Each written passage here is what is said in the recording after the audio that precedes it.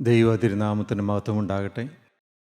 ദൈവവചനം ശ്രവിക്കുന്ന എല്ലാ പ്രിയപ്പെട്ടവർക്കും കർത്താവായ യേശുക്രിസ്തുവിൻ്റെ നാമത്തിൽ എൻ്റെ സ്നേഹവന്ദനം. നമുക്ക് ദൈവവചനത്തിൽ നിന്ന് 2 വാക്യങ്ങൾ വായിക്കാം. 1 പത്രോസ് 2-ാം അധ്യായത്തിൻ്റെ 24-ാമത്തെ വാക്യവും റോമർക്കെഴുതിയ ലേഖനം 6-ാം അധ്യായത്തിൻ്റെ 22-ാമത്തെ വാക്യവും. നാം പാപം സംബന്ധിച്ച് മരിച്ച് നീതിക്ക് ജീവിക്കേണ്ടതിന് അവൻ തൻ്റെ ശരീരത്തിൽ നമ്മുടെ പാപങ്ങളെ ചുമന്നുകൊണ്ട് ക്രൂശിന്മേൽ കയറി അവൻ്റെ അടിപ്പിണരാൽ നമുക്ക് സൗഖ്യം വന്നിരിക്കുന്നു. റോമർ 6:22. എന്നാൽ ഇപ്പോൾ പാപത്തിൽ നിന്ന് സ്വാതന്ത്ര്യം പ്രാപിച്ച് ദൈവത്തിന് ദാസന്മാരായിരിക്കയാൽ നിങ്ങൾക്ക് ലഭിക്കുന്ന ഫലം വിശുദ്ധീകരണവും അതിൻ്റെ അന്തം നിത്യജീവനുമാകുന്നു. ദൈവത്തിന് സ്തോത്രം. കർത്താവായ യേശുക്രിസ്തു മരിച്ചത് എന്തിനു വേണ്ടിയാണ് എന്നാണ് നാം ആദ്യം വായിച്ച ഭാഗത്ത് പറഞ്ഞിരിക്കുന്നത്. നാം പാപം സംബന്ധിച്ച് മരിച്ച് നീതിക്ക് ജീവിക്കേണ്ടതിനാണ് കർത്താവായ യേശുക്രിസ്തു മരിച്ചത്. യേശുക്രിസ്തു എന്തിനു വേണ്ടിയാണ് ലോകത്തിൽ വന്നത്? മനുഷ്യവർഗത്തിൻ്റെ പാപത്തിന് പരിഹാരം വരുത്തുവാനായിട്ടാണ് കർത്താവായ യേശുക്രിസ്തു ലോകത്തിലേക്ക് വന്നത്.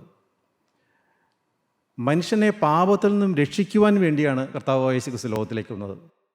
യേശുക്രിസ്തു ലോകത്തിലേക്ക് വന്നത് ലോകം നന്നാക്കാനല്ല, ലോകത്തെ രക്ഷിക്കാനാണ്, പാപത്തിൽ നിന്നും രക്ഷിക്കാൻ.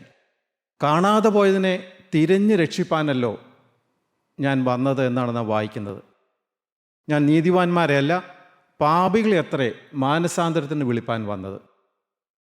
യേശുക്രിസ്തു പാപികളെ രക്ഷിപ്പാൻ ലോകത്തിൽ വന്നു എന്നുള്ളത് വിശ്വാസിയും എല്ലാവരും അംഗീകരിപ്പാൻ യോഗ്യമായ വചനം തന്നെ എന്ന് നാം തീമോഥെയോസിന്റെ ലേഖനത്തിൽ വായിക്കുന്നുണ്ട്. പാപത്തിൻ്റെയും മാലിന്യത്തിൻ്റെയും പരിഹാരത്തിനായിട്ടാണ് കാൽവറിയിൽ ഉറവ തുറന്നത്.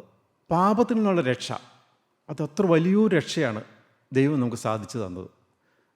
മനുഷ്യവർഗം മുഴുവനും നിത്യനരകത്തിലേക്ക്, നാശത്തിലേക്ക് പോയിക്കൊണ്ടിരുന്നപ്പോൾ യേശുക്രിസ്തു കാൽവറിയിൽ നമുക്കായി രക്ഷയൊരുക്കി, വലിയ രക്ഷയൊരുക്കി, വലിയ വീണ്ടെടുപ്പൊരുക്കി. ദൈവത്തിന് സ്തോത്രം. പാപത്തിൽ നിന്നുള്ള രക്ഷയ്ക്ക് 2 തലങ്ങളുണ്ട്.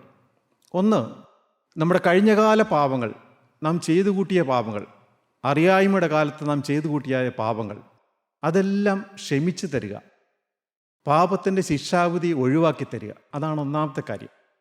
രണ്ടാമത്, നാം പാപം ചെയ്യാതെ പാപത്തിന്മേൽ ജയമുള്ളതായൊരു ജീവിതം നയിക്കുക. പാപത്തിൻ്റെ ശിക്ഷ ഒഴിവാക്കി കിട്ടുക, കഴിഞ്ഞകാല പാപങ്ങളെല്ലാം ക്ഷമിച്ച് കിട്ടുക. അത് കർത്താവായ യേശുക്രിസ്തുവിന് അധികാരമുണ്ട് പാപങ്ങളെ ക്ഷമിക്കാൻ. യേശുക്രിസ്തു ഏതാനും നിമിഷ നേരം കൊണ്ട് നമ്മളെ കഴിഞ്ഞകാല പാപങ്ങളെല്ലാം ക്ഷമിച്ചു തരും, നാം പാപത്തെ ഏറ്റുപറഞ്ഞ് ഉപേക്ഷിക്കുമ്പോൾ. എന്നാൽ തുടർന്ന് പാപമില്ലാതെ ജീവിക്കുക, പാപത്തിന്മേൽ ജയമുള്ളതായി ജീവിതം നയിക്കുക, അത് വളരെ പ്രയാസമേറിയ, ഇടുക്കമേറിയ ഒരു കാര്യമാണ്. ദൈവത്തിന് സ്തോത്രം. വ്യഭിചാര കർമ്മത്തിൽ പിടിക്കപ്പെട്ടതായ സ്ത്രീയോട് കർത്താവായ യേശുക്രിസ്തു പറഞ്ഞു, നിനക്ക് ആരും ശിക്ഷ വിധിച്ചില്ലേ? ഞാനും നിനക്ക് ശിക്ഷ വിധിക്കുന്നില്ല, പോക, ഇനി പാപം ചെയ്യരുത്. 38 വർഷമായി ബെഥസ്ത കുളക്കടവിൽ കിടന്നതായ ഒരു രോഗിയെ കർത്താവായ യേശുക്രിസ്തു സൗഖ്യമാക്കി. അതിനുശേഷം യേശുക്രിസ്തു പറഞ്ഞു, നോക്കൂ, നിനക്ക് സൗഖ്യമായല്ലോ, അധികം തിന്മയായത് ഭയക്കാതിരിപ്പാൻ ഇനി പാപം ചെയ്യരുത്. രക്ഷിക്കപ്പെടുക, മാനസാന്തരപ്പെടുക, പാപങ്ങൾ ക്ഷമിച്ച് കിട്ടുക, അത് വലിയ ഭാഗ്യമേറിയ കാര്യമാണ്. എന്നാൽ സ്വർഗരാജ്യത്തിൽ എത്തണമെങ്കിൽ നാം പാപം കൂടാതെയുള്ള ഒരു ജീവിതം നയിക്കണം, പാപത്തിന്മേൽ ജയമുള്ളതായൊരു ജീവിതം നയിക്കണം. നമ്മുടെ ജഡസ്വഭാവം മാറി നാം ആത്മസ്വഭാവമുള്ളവരായിത്തീരണം. നാം വിശുദ്ധീകരണം പ്രാപിക്കണം. വിശുദ്ധീകരണത്തിൻ്റെ അന്ത്യമാണ് ആത്മരക്ഷ എന്ന് പറയുന്നത്. ദൈവത്തിന് സ്തോത്രം. നമ്മുടെ കാൽവറി പ്രെയർ ഫെലോഷിപ്പിൻ്റെ ആപ്തവാക്യമെന്ന് പറയുന്നത്, എന്നോട് കർത്താവേ കർത്താവേ എന്ന് പറയുന്നവൻ ഏവനുമല്ല, സ്വർഗസ്ഥനായ എൻ്റെ പിതാവിൻ്റെ ഇഷ്ടം ചെയ്യുന്നവനത്രേ സ്വർഗരാജ്യത്തിൽ കടക്കുന്നത്. ദൈവത്തിന് സ്തോത്രം. എന്താണ് ദൈവത്തിൻ്റെ ഇഷ്ടമെന്ന് പറയുന്നത്? നമുക്ക് വായിക്കാം. പത്രോസ് ലിഹായുടെ ലേഖനം 1 പത്രോസ് 4-ാം അധ്യായത്തിൻ്റെ 2-ാമത്തെ വാക്യം. ജഡത്തിൽ കഷ്ടാനുഭവിച്ചവൻ ജഡത്തിൽ ശേഷിച്ചിരിക്കും കാലം ഇനി മനുഷ്യരുടെ മോഹങ്ങൾക്കല്ല, ദൈവത്തിൻ്റെ ഇഷ്ടത്തിനത്രേ ജീവിക്കേണ്ടതിന് പാപം വിട്ടൊഴിഞ്ഞിരിക്കുന്നു. ദൈവത്തിൻ്റെ ഇഷ്ടത്തിനുള്ള ജീവിതം അത് പാപം വിട്ടൊഴിഞ്ഞുള്ള ജീവിതമാണ്. ദൈവത്തിൻ്റെ ഇഷ്ടം അതാണ്, പാപം വിട്ട് ഒഴിഞ്ഞുള്ളതായ ജീവിതം. നമുക്ക് 1 തെസലോനിക്കർ 4-ാം അധ്യായത്തിൻ്റെ 3-ാമത്തെ വാക്യം കൊണ്ട് വായിക്കാം. ദൈവത്തിൻ്റെ ഇഷ്ടമോ നിങ്ങളുടെ ശുദ്ധീകരണം തന്നെ. ദൈവത്തിൻ്റെ ഇഷ്ടമോ നിങ്ങളുടെ ശുദ്ധീകരണം തന്നെ. 1, ദൈവത്തിന് ഇഷ്ടമുള്ള ജീവിതം എന്ന് പറയുന്നത് പാപം വിട്ടൊഴിഞ്ഞുള്ള ജീവിതം. 2, ദൈവത്തിൻ്റെ ഇഷ്ടമോ നിങ്ങളുടെ ശുദ്ധീകരണം തന്നെ. എന്താണ് ശുദ്ധീകരണം? നമ്മുടെ പാപ സ്വഭാവം മാറി ആത്മസ്വഭാവമുള്ളവരായിട്ട് തീരുക, പാപത്തിൻ്റെ ശക്തിയെ ജയിക്കുക, പാപത്തോട് മരിക്കുക. അതാണ് ദൈവത്തിൻ്റെ ഇഷ്ടം. ദൈവത്തിൻ്റെ ഇഷ്ടമോ നിങ്ങളുടെ ശുദ്ധീകരണം തന്നെ. പാപത്തോടുള്ള ബന്ധത്തിൽ ദൈവവചനത്തിൽ 3 കാര്യങ്ങൾ പറയുന്നുണ്ട്. 1, നിങ്ങൾ പാപം ചെയ്യരുത്. പാപം നിങ്ങളുടെ മർത്യ ശരീരത്തിൽ അതിൻ്റെ മോഹങ്ങളെ അനുസരിക്കുമാറ് ഇനി വാഴരുത്. കൃപ പെരുകേണ്ടതിന് പാപം ചെയ്തുകൊണ്ടിരിക്കുക എന്നോ ഒരു നാളും അരുത്. അരുത് എന്നാണ്, പാപം അരുത് എന്നാണ് ദൈവത്തിൻ്റെ വചനം പറയുന്നത്. പാപം നിങ്ങൾ ചെയ്യാതെ സൂക്ഷിക്കണം, പാപം വരാതെ കഴിവതും നിങ്ങൾ സൂക്ഷിച്ച് നടക്കണം. അങ്ങനെയല്ല പറഞ്ഞിരിക്കുന്നത്, അരുത് എന്ന് തന്നെയാണ് പറഞ്ഞിരിക്കുന്നത്. ദൈവത്തിന് സ്തോത്രം. 2, പാപത്തോട് പോരാടണം, പാപത്തോട് എതിർക്കണം, പാപത്തോട് എതിർത്ത് നിൽക്കണം. പാപത്തോട് പോരാടുന്നതിൽ നിങ്ങൾ പ്രാണത്യാഗത്തോളം എതിർത്ത് നിൽക്കണം. 1, പാപം അരുത്. 2, പാപത്തോട് പോരാടണം, പാപത്തോട് എതിർത്ത് നിൽക്കണം. 3, പാപത്തെ നാം കീഴ്പ്പെടുത്തണം. പാപം നിൻ്റെ വാതിൽക്കൽ കിടക്കുന്നു, അതിൻ്റെ ആഗ്രഹം നിങ്കലേക്കാകുന്നു, നീയോ അതിനെ കീഴ്പ്പെടുത്തണം, നീയോ അതിനെ ജയിക്കണം, പാപത്തെ ജയിക്കണം. പാപത്തെ ജയിക്കുന്നവർക്കേ കിരീടമുള്ളൂ. വെളിപാട് പുസ്തകത്തിൽ ജയിക്കുന്നവർക്ക് കിട്ടുന്ന കാര്യങ്ങൾ നാം വായിക്കുന്നുണ്ട്. ജയിക്കുന്നവന് ജീവവൃക്ഷത്തിൻ്റെ ഫലം തിന്മാൻ കൊടുക്കും, ജയിക്കുന്നവന് 2-ാം മരണത്തിൽ ദോഷം വരികയില്ല, ജയിക്കുന്നവന് ഞാൻ മറഞ്ഞിരിക്കുന്ന മന്ന കൊടുക്കും, ജയിക്കുന്നവന് ഞാൻ സിംഹാസനത്തിലിരിപ്പാൻ വരം കൊടുക്കും, ജയിക്കുന്നവനെ ഞാൻ ആലയത്തിൻ്റെ തൂണാക്കും, ജയിക്കുന്നവന് 2-ാം മരണത്തിൽ ദോഷം വരികയില്ല, ജയിക്കുന്നവൻ വെള്ളയുടുപ്പ് ധരിക്കും. ദൈവത്തിന് സ്തോത്രം. ജയിക്കുന്നവനാണ് സ്വർഗ്ഗരാജ്യത്തിലെത്തുന്നത്. സ്വാഭാവികമായിട്ടും ഇതെങ്ങനെ സാധിക്കുമെന്ന് അനേകരും ചിന്തിച്ചു പോകുന്നുണ്ട്. പാപം കൂടാതെയുള്ള ജീവിതം, പാപത്തോട് മരിച്ച ഒരു ജീവിതം. അതുകൊണ്ടും തന്നെ നിങ്ങൾ പാപസംബന്ധമായി മരിച്ചവരെന്നും ക്രിസ്തുവേശുവിൽ ദൈവത്തിന് ജീവിക്കുന്നവരെന്നും നിങ്ങളെ തന്നെ എണ്ണിക്കൊള്ളുവിൻ. പാപത്തോട് മരിച്ച ഒരു ജീവിതം, പാപത്തിന്മേൽ ജയമുള്ളതായൊരു ജീവിതം, അത് ഈ ഭൂമിയിൽ സാധ്യമാണോ? എങ്ങനെ സാധിക്കുമെന്ന് ചിന്താക്കുഴപ്പത്തിലാവുന്ന അനേകരുണ്ട്. എന്നാൽ മനുഷ്യർക്ക് സാധ്യമല്ല, ദൈവത്താൽ സകലവും സാധ്യമാണ്. പാപത്തിന്മേൽ ജയമുള്ള ഒരു ജീവിതം സാധ്യമാക്കാൻ വേണ്ടിയാണ് കർത്താവായ യേശു ക്രിസ്തു കാൽവറിയിൽ മരിച്ചത്, ക്രൂശിൽ മരിച്ചത്. എങ്ങനെയാണ് നാം പാപത്തിന്മേൽ ജയം പ്രാപിക്കുന്നത്? പാപത്തിന്മയോട് യാത്ര പറഞ്ഞ് ദൈവത്തിന് ഇഷ്ടമുള്ളതായൊരു ജീവിതം നയിക്കുവാനായിട്ട് ദൈവം ഒരിക്കലും ആരെയും നിർബന്ധിക്കുകയില്ല. മനുഷ്യന് ദൈവം സ്വാതന്ത്ര്യം കൊടുത്തിട്ടുണ്ട്, ഏത് വേണമെങ്കിലും തിരഞ്ഞെടുക്കാം. പാപം ചെയ്ത് ഈ ലോകത്തിൽ ജീവിക്കാം, പാപം കൂടാതെ ഒരു വിശുദ്ധ ജീവിതം നയിക്കാം.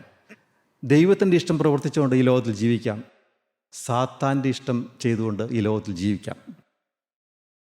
പിശാച് പറയുന്നത് കേട്ടുകൊണ്ട് ജീവിക്കാം, ദൈവം പറയുന്നത് കേട്ടുകൊണ്ട് ജീവിക്കാം.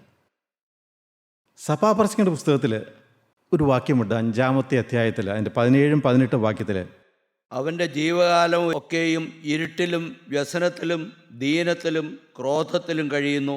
അവൻ്റെ ജീവകാലമൊക്കെയും ഇരുട്ടിലും വ്യസനത്തിലും ക്രോധത്തിലും കഴിയുന്നു. മനുഷ്യൻ പാപം ചെയ്ത് കാലം പോക്കുന്നു എന്നാണ് നാം തെസ്സലോനിക്കർ ലേഖനത്തിൽ വായിക്കുന്നത്. പാപം ചെയ്ത് ജീവിക്കുന്നത് കാലം പോക്കലാണ്. പാപത്തോട് ജയിക്കണമെങ്കിൽ നാം ഒന്നാമത് നമ്മിൽ വരേണ്ടത് ഈ ഒരു തിരഞ്ഞെടുപ്പാണ്. എങ്ങനെ ജീവിക്കണം, ആര് പറയുന്നത് കേട്ട് ജീവിക്കണം എന്ന് നാം തിരഞ്ഞെടുക്കണം, നാം തീരുമാനിക്കണം. അതാണ് ഒന്നാമത്തെ സ്റ്റെപ്പ് എന്ന് പറയുന്നത്. വിശ്വാസത്താൽ മോശ താൻ വളർന്നപ്പോൾ പാപത്തിന് തൽക്കാല ഭോഗത്തെക്കാളും ദൈവജനത്തോടുകൂടി കഷ്ടം അനുഭവിക്കുന്നത് തിരഞ്ഞെടുത്തു. മോശ ഒരു തിരഞ്ഞെടുപ്പ് നടത്തി. വേണ്ട, എനിക്ക് പാപമുള്ള ജീവിതം വേണ്ട, ദൈവജനത്തോടുകൂടി കഷ്ടം അനുഭവിക്കാനുള്ള ജീവിതം തിരഞ്ഞെടുത്തു. യൗസേപ്പ് തിരഞ്ഞെടുത്തു, ഇല്ല, ഞാൻ പാപം ചെയ്ത് എൻ്റെ ദൈവത്തെ വേദനിപ്പിക്കുകയില്ല എന്നുള്ള തീരുമാനം യൗസേപ്പെടുത്തു. ദാനിയേൽ തീരുമാനിച്ചു. ദാനിയേൽ ഹൃദയത്തിൽ ഒരു തിരഞ്ഞെടുപ്പ് നടത്തി, ഹൃദയത്തിൽ നിശ്ചയിച്ചു. എന്താണ് നിശ്ചയിച്ചത്? ഞാൻ ഒരു കാരണവശാലും എന്നെ തന്നെ അശുദ്ധനാക്കിയില്ല. ദൈവത്തിന് സ്തോത്രം. ആദിമ പിതാക്കന്മാരായ ആദാമിനും ഹവ്വായ്ക്കും ദൈവം സ്വാതന്ത്ര്യം കൊടുത്തിരുന്നു. അവർക്ക് ഏത് വേണമെങ്കിലും തിരഞ്ഞെടുക്കാം. ജീവൻ്റെ വഴി തിരഞ്ഞെടുക്കാം, മരണത്തിൻ്റെ വഴി തിരഞ്ഞെടുക്കാം. ദൈവത്തിൻ്റെ കൽപ്പന അനുസരിച്ച് ജീവിക്കാം, ദൈവത്തോട് കൂടെ ജീവിക്കാം, സാത്താൻ പറയുന്നത് കേട്ട് സാത്താനോട് കൂടെ ജീവിക്കാം. ആദാമും ഹവ്വായും ആ തിരഞ്ഞെടുപ്പിൽ പരാജയപ്പെട്ടു, പാപത്തിൽ വീണു. അപ്പോൾ ഒന്നാമത്തത്, പാപത്തെ ജയിക്കണമെങ്കിൽ നാം ഒരു തിരഞ്ഞെടുപ്പ് നടത്തിയേ ഒക്കത്തുള്ളൂ. ഒരു തീരുമാനം എന്നേക്കുമുള്ളതായ വൺസ് ഫോർ ഓൾ ഡിസിഷൻ നമ്മൾ ജീവിതത്തിൽ വന്നേ ഒക്കത്തുള്ളൂ. ഞാൻ തീരുമാനിക്കണം, എനിക്ക് പാപം വേണോ വേണ്ടയോ, ഞാൻ എങ്ങനെ ജീവിക്കണമെന്നുള്ളൂ. കാരണം ദൈനംദിന ജീവിതത്തിൽ പാപത്തിൻ്റെ പ്രലോഭനങ്ങൾ വരും. പാപം നമ്മളെ വശീകരിക്കും. ഒരുത്തൻ പരീക്ഷിക്കപ്പെടുന്നത് സ്വന്തം മോഹത്താൽ ആകർഷിച്ച് വശീകരിക്കപ്പെടുകയാകുന്നുവെന്ന് നാം യാക്കോബിൻ്റെ ലേഖനത്തിൽ വായിക്കുന്നുണ്ട്.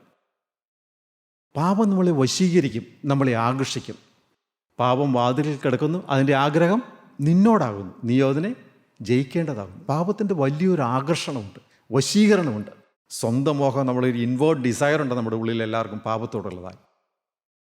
ഒരു ഔട്ട്വേർഡ് അട്രാക്ഷനുണ്ട്, ഒരു വശീകരണമുണ്ട്, ഒരു ആകർഷണമുണ്ട്. പക്ഷേ നാം വ്യക്തമായ തീരുമാനം, അടിസ്ഥാനപരമായ തീരുമാനം നമ്മൾ എടുത്തേക്കത്തുള്ളൂ. പാപത്തോട് നോ, ഇല്ല, ഞാൻ ഒരിക്കലായി എന്നേക്കുമായി പാപത്തോട് യാത്ര പറഞ്ഞിരിക്കുന്ന തീരുമാനം. ഒന്നാമത്തെ സ്റ്റെപ്പ് അതാണ്. നാം തിരഞ്ഞെടുത്തു, തീരുമാനമെടുത്തു എന്നോർത്തുകൊണ്ട് പാപത്തിന്മേൽ ജയം ലഭിക്കണമെന്നില്ല. കാരണം പാപത്തിന്മേൽ ജയിക്കുക എന്ന് പറയുന്നത് എളുപ്പമുള്ള കാര്യമല്ല, അത് വളരെ പ്രയാസമുള്ള കാര്യമാണ്. ഒരിക്കലും നമ്മുടെ ജഡത്തിൻ്റെ ശക്തി കൊണ്ട്, നമ്മുടെ കഴിവുകൊണ്ട്, നമ്മുടെ പ്രയത്നം കൊണ്ട് പാപത്തിൽ ജയിക്കാൻ സാധിക്കുകയില്ല. ജഡത്തിൻ്റെ ശക്തി കൊണ്ട് ജഡത്തിൻ്റെ പ്രവർത്തികൾ ജയിക്കാൻ സാധിക്കുമോ? ഒരിക്കലും സാധിക്കുകയില്ല. കാരണം പാപം ഒരു അടിമത്വമാണ്. പൗലോസ്ലീഹ പറയും, ഞാനോ പാപത്തിന് ദാസനായി വിൽക്കപ്പെട്ടവൻ എന്നാണ് പറഞ്ഞത്. പാപത്തിന് ദാസനായി വിൽക്കപ്പെട്ടവൻ. നമുക്ക് റോമർക്കെഴുതിയ 6-ാം അധ്യായത്തിൻ്റെ 16-ാമത്തെ വാക്യം വായിക്കാം. നിങ്ങൾ ദാസന്മാരായി അനുസരിപ്പാൻ നിങ്ങളെ തന്നെ സമർപ്പിക്കുകയും നിങ്ങൾ അനുസരിച്ചു പോരുകയും ചെയ്യുന്നവന് ദാസന്മാരാകുന്നുവെന്ന് അറിയുന്നില്ലയോ? ഒന്നുകിൽ മരണത്തിനായി പാപത്തിൻ്റെ ദാസന്മാർ, അല്ലെങ്കിൽ നീതിക്കായി അനുസരണത്തിൻ്റെ ദാസന്മാർ. ഒന്നുകിൽ മരണത്തിനായി പാപത്തിൻ്റെ ദാസന്മാർ, അല്ലെങ്കിൽ നീതിക്കായി അനുസരണത്തിൻ്റെ ദാസന്മാർ. നാം എല്ലാവരും, മനുഷ്യകുലം മുഴുവൻ പാപത്തിൻ്റെ അടിമത്വത്തിൽ. ആരാണ് യജമാനൻ? പാപം. പാപത്തിൻ്റെ അടിമ. അടിമയ്ക്ക് സ്വാതന്ത്ര്യമില്ല. അടിമയ്ക്ക് സ്വന്തമായി ഒന്നും ചെയ്യാൻ സാധിക്കില്ല. യജമാനൻ പറയുന്നത് കേട്ട് ആയുഷ്കാലം മുഴുവൻ ജീവിക്കുക. പാപത്തിൻ്റെ അടിമയാണ് മനുഷ്യകുലം മുഴുവൻ. ഗലാത്യർക്കെഴുതിയ ലേഖനം 5-ാം അധ്യായത്തിൻ്റെ 1-ാമത്തെ വാക്യം. സ്വാതന്ത്ര്യത്തിനായിട്ട് ക്രിസ്തു നമ്മെ സ്വതന്ത്രരാക്കി, ആകയാൽ അതിൽ ഉറച്ചു നിൽപ്പീൻ, അടിമനുഖത്തിൽ പിന്നെയും കുടുങ്ങിപ്പോകരുത്. അടിമനുഖം, അടിമനുഖമാണ് പാപം എന്ന് പറഞ്ഞാൽ. പാപത്തിൻ്റെ അടിമനുഖത്തിൽ കുടുങ്ങിപ്പോകുക. ദൈവത്തിന് സ്തോത്രം. എങ്ങനെ വിടുതൽ പ്രാപിക്കും? എങ്ങനെ രക്ഷപ്പെടും? അതിന് സ്വന്തം കഴിവുകൊണ്ടോ സ്വന്തം പരിസരം കൊണ്ടോ സാധിക്കില്ല. ഒന്നാമത് നാം പറഞ്ഞു, പാപം വേണ്ട എന്ന് നമ്മുടെ ഹൃദയത്തിൽ നിശ്ചയിച്ചിരിക്കണം, തീരുമാനമെടുത്തിരിക്കണം. 2, നമ്മെക്കൊണ്ട് സാധിക്കുകയില്ല. പാപത്തിന്മേൽ ജയം നേടാൻ ഒരു മനുഷ്യനെക്കൊണ്ട് സാധിക്കില്ല. ജഡം കൊണ്ട് ഒരിക്കലും ജഡീയ പ്രവൃത്തികളെ നിയന്ത്രിക്കുവാൻ സാധിക്കുകയില്ല. ദൈവത്തിന് മാത്രമേ നമുക്ക് നമ്മെ ജയിപ്പിക്കാൻ സാധിക്കുകയുള്ളൂ. ആത്മാവിനാൽ ശരീരത്തിൻ്റെ പ്രവൃത്തികളെ മരിപ്പിക്കുന്നെങ്കിലും നിങ്ങൾ ജീവിക്കും. ആത്മാവിനെ അനുസരിച്ച് നടപ്പിൻ, എന്നാൽ ജഡത്തിൻ്റെ പ്രവൃത്തികൾ നിങ്ങളിൽ നിവർത്തിക്കുകയില്ല. ആത്മാവിനാൽ മാത്രമേ ജയജീവിതം സാധ്യമാകുള്ളൂ, പാപത്തിന്മേൽ ജയം സാധ്യമാകുള്ളൂ. അതുകൊണ്ട് നാം ദൈവത്തിൻ്റെ പരിശുദ്ധാത്മാവ് നമ്മിൽ പ്രവർത്തിക്കുവാൻ വേണ്ടി നാം നമ്മെ തന്നെ സമർപ്പിക്കുക, നമ്മെ തന്നെ വിട്ടുകൊടുക്കുക.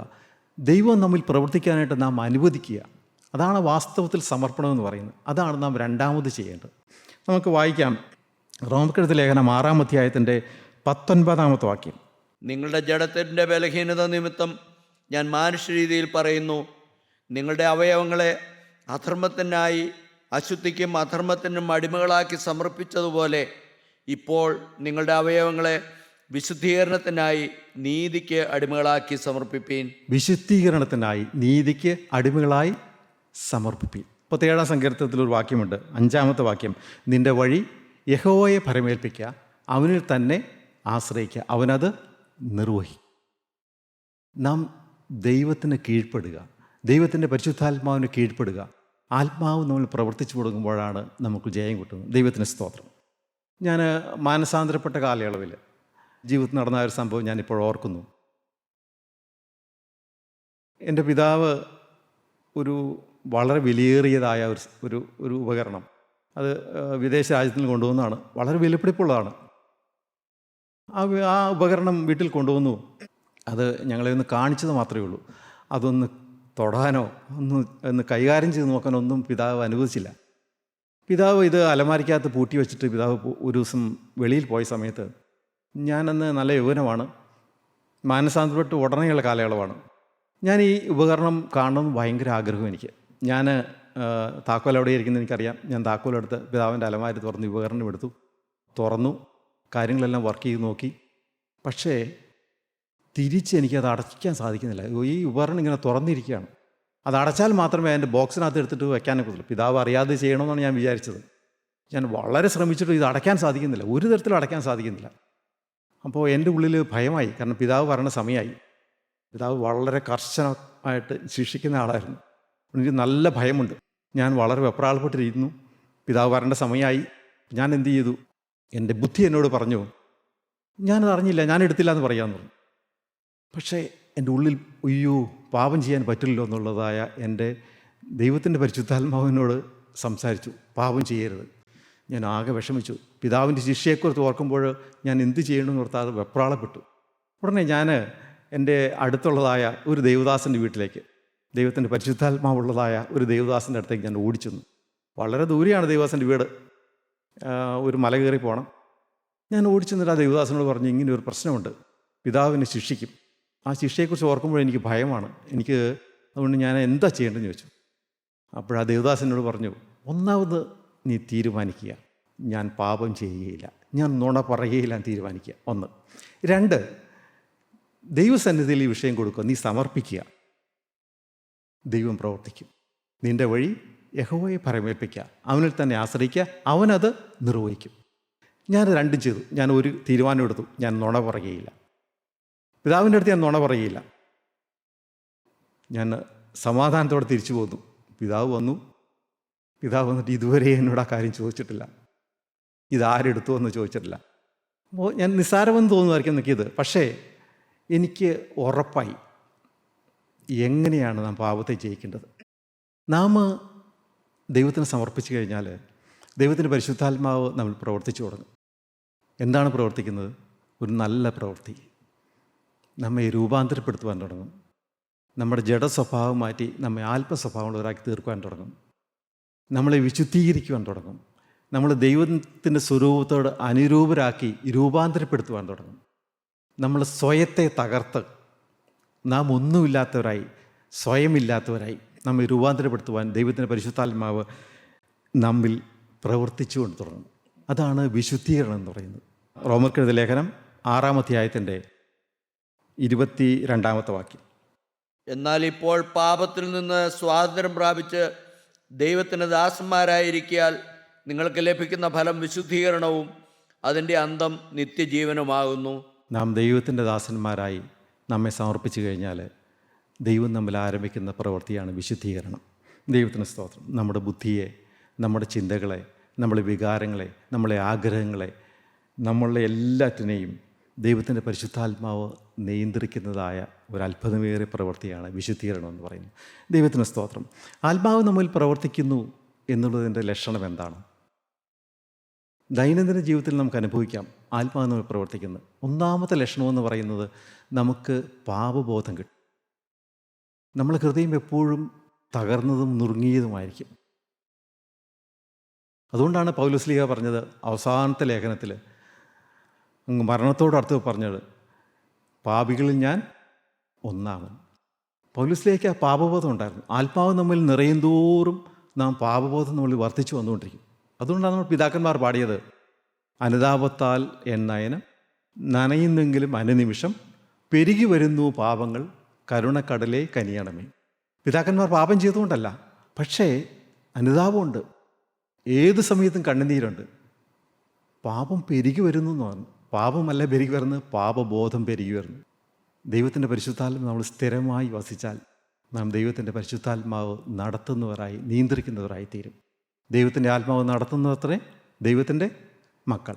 ആത്മാവിനാൽ നാം ജീവിക്കുന്നെങ്കിൽ ആത്മാവിനെ അനുസരിച്ച് നടക്കുകയും ചെയ്യുക.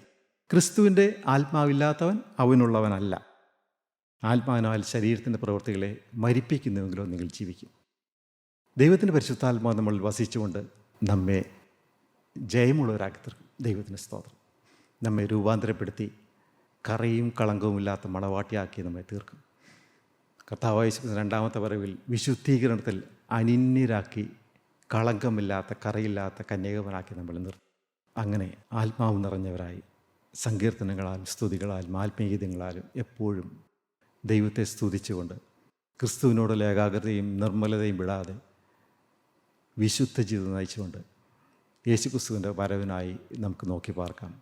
ദൈവത്തിൻ്റെ പരിശുദ്ധാത്മാവ് നമ്മളെ സഹായിക്കട്ടെ. ദൈവത്തിന് സ്തോത്രം.